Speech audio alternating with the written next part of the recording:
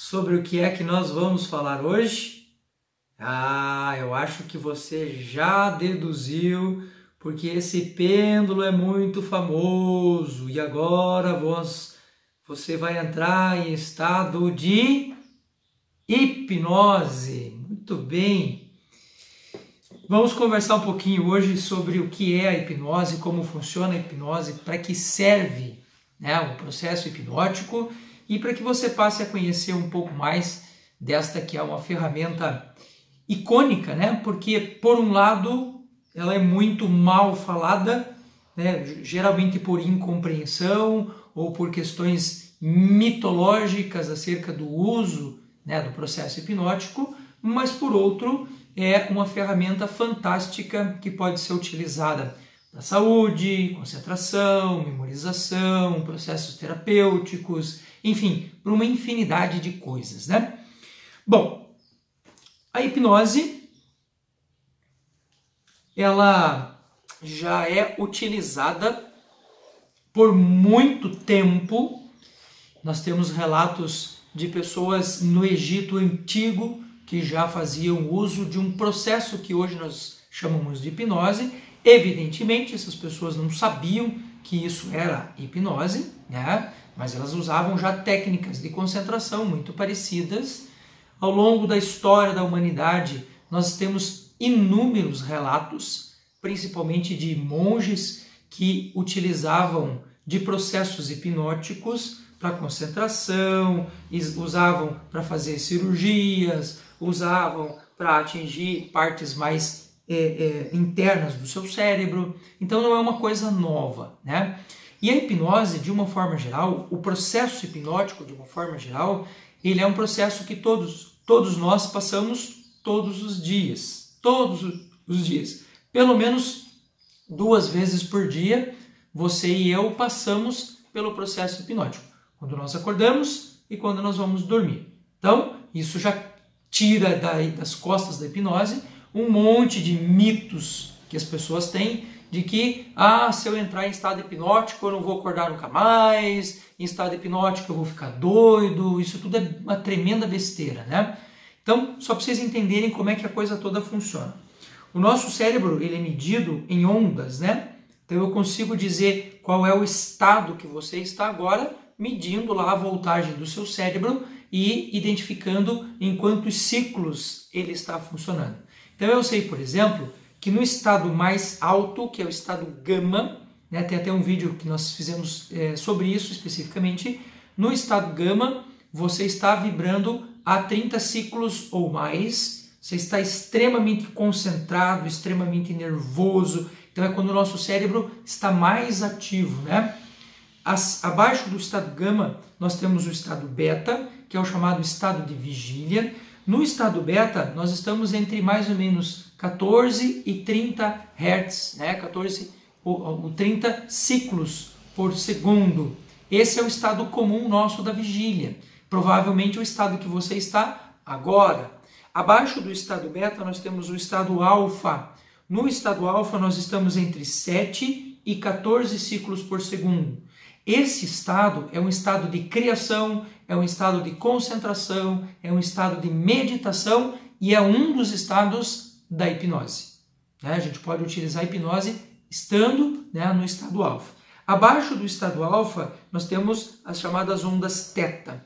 As ondas teta funcionam entre 4 e 7 ciclos por segundo. Esse estado é um estado de concentração muito profundo, e é também um dos estados mais comuns do uso da hipnose. Abaixo de 4 ciclos por segundo, nós temos os estados de sono, mais conhecidos, e também chamados de estados delta. Nos estados delta, nós estamos num estado de sono absolutamente profundo. Existem algumas teorias que falam que é possível fazer hipnose nesse estado também. Porém, eu, particularmente, hipnoterapeuta já há bastante tempo, não utilizo esse tipo de hipnose, nem para o processo de ampliação de metas no coaching, nem para o processo de aprendizagem no coaching de aprendizagem, nem para a terapia de uma forma geral. né? Eu gosto mais de trabalhar a nível de ondas alfa. Bom, professor Júlio, o que é, afinal de contas, a hipnose? A hipnose é um estado de consciência alterado.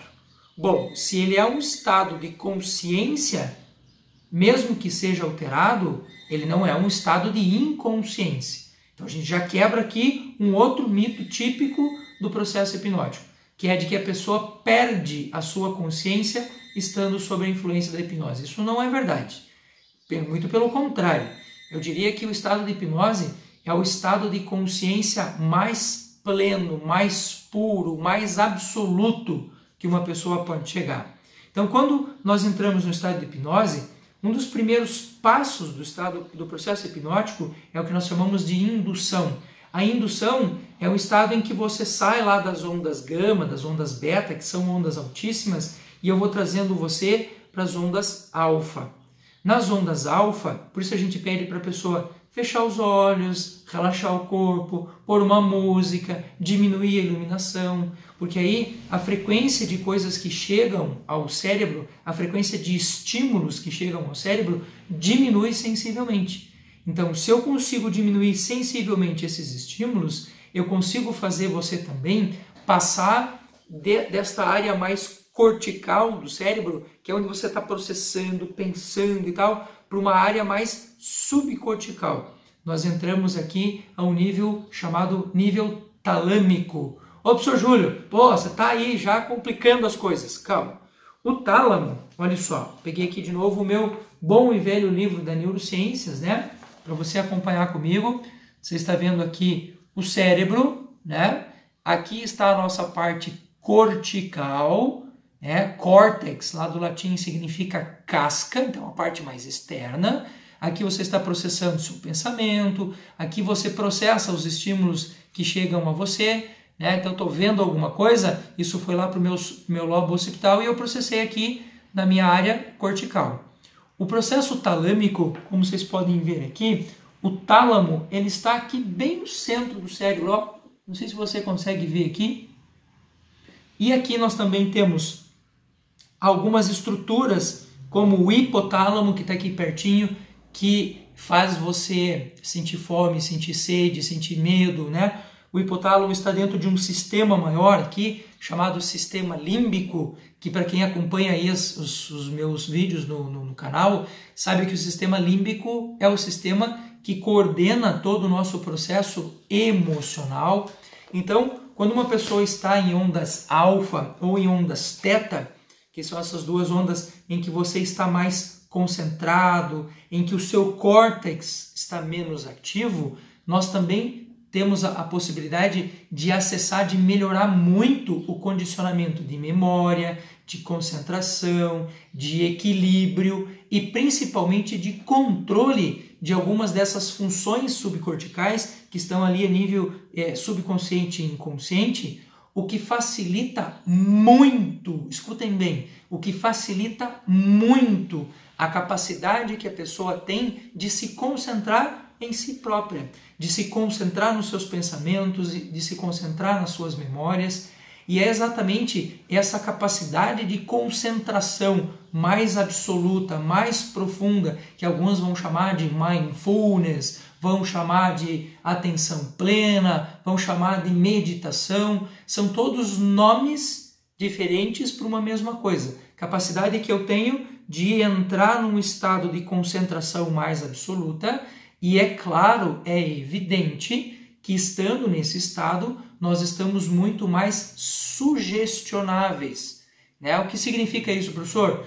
Quando eu estou, por exemplo, eu que sofri um acidente aqui, né? Perdi um dedo da minha mão esquerda.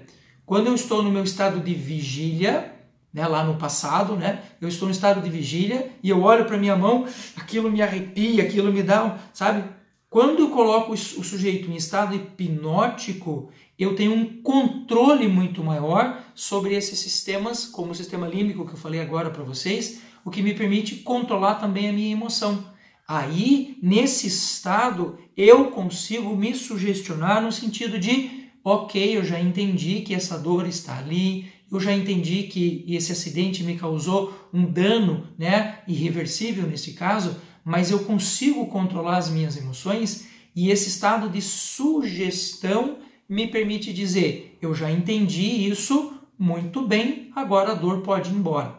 Então perceba, estar em estado hipnótico, estar nesse estado de concentração mais absoluto, não faz com que o sujeito durma, não faz com que ele perca a consciência, não faz com que ele fique doido, isso tudo é uma tremenda besteira. O que a gente consegue fazer é, consigo pôr a pessoa num estado tal que ela consegue controlar algumas ações que conscientemente ela não conseguiria. Sr. Júlio, mas isso não é um perigo? É o fato do sujeito estar extremamente sugestionável? Pois é, aí entram as questões que diferenciam o uso da hipnose por inúmeras áreas do conhecimento.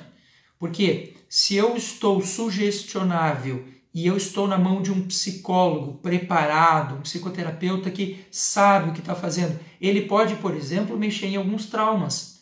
Eu consigo ir nesses traumas, desarticular alguns gatilhos, tirar um pouco dessa sensibilidade que a pessoa tem em relação a alguns elementos emocionais, que aí o psicólogo, como alguém preparado, como alguém profissional dessa área, ele deve mexer nisso e pode mexer nisso. O que eu sou contra, e eu acho que todo terapeuta e todo hipnólogo deveria ter muita consciência disso. Se eu não sou psicólogo, eu não posso mexer em trauma. Isso é uma questão evidente. O que eu, Júlio César, que sou hipnoterapeuta, faço? Então, uma pessoa que está fazendo um processo de coaching comigo, por exemplo, e ele está com dificuldade de implementar alguma das metas do coaching lá no seu processo. Eu coloco a pessoa em estado hipnótico, em hiperconcentração, e sugestiono que esta meta seja mais fácil de ser feita. Eu mostro para o inconsciente o que o cara ganha fazendo aquela meta, cumprindo aquele processo. Então veja, isso não é terapia. Por isso que as pessoas que fazem coaching não estão fazendo terapia e vice-versa. E a hipnose aqui, ela está sendo usada como um processo auxiliar do coaching. E não pode ser confundido com coaching também. Percebeu? Mas eu sei que existem pessoas que usam o processo hipnótico para outras coisas. Existe. Se você pegar pessoas que trabalham com a musicoterapia também usa o processo hipnótico. Mas e se eu for um pastor, um padre ou coisa do gênero? A gente também utiliza. Mas aí nós temos as funções do processo hipnótico para coisas diferentes. E é exatamente nisso que você tem que se concentrar e tem que ter cuidado para você não confundir uma coisa com a outra.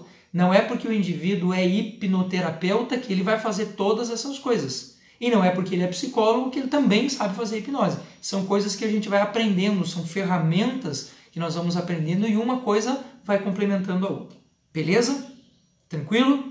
Então, a hipnose não é um bicho de sete cabeças, não é um monstro, não é o que você vê na TV, quando você vê Pyongyang e Companhia Limitada aí, enganando as pessoas, usando técnicas de hipnose de palco, sabe, fazendo o cara entrar em estado de inconsciência e o cara começa a comer uma cebola achando que é uma maçã e todo mundo acha que isto é o resumo da hipnose. Não é. Não é. Isso é uma parte, isso é um processo, esse é um uso que o sujeito pode ter lá na hipnose, mas isso não resume a hipnose como um todo, tá bom? Então, é possível conhecer a hipnose. Se você tiver um hipnoterapeuta ou um hipnólogo de confiança, vale a pena experimentar a hipnose, nem que seja só para tirar a sua dúvida, tirar a sua curiosidade, tá bom? Quero deixar aqui para vocês uma sugestão de leitura. Esse aqui é um livro bem bacana, bem fácil de ler, e se vocês precisarem de qualquer instrução nesse sentido que eu possa ajudá-los, é só deixar o seu comentário aqui no vídeo que eu respondo para você, tá bom? Grande abraço a todos!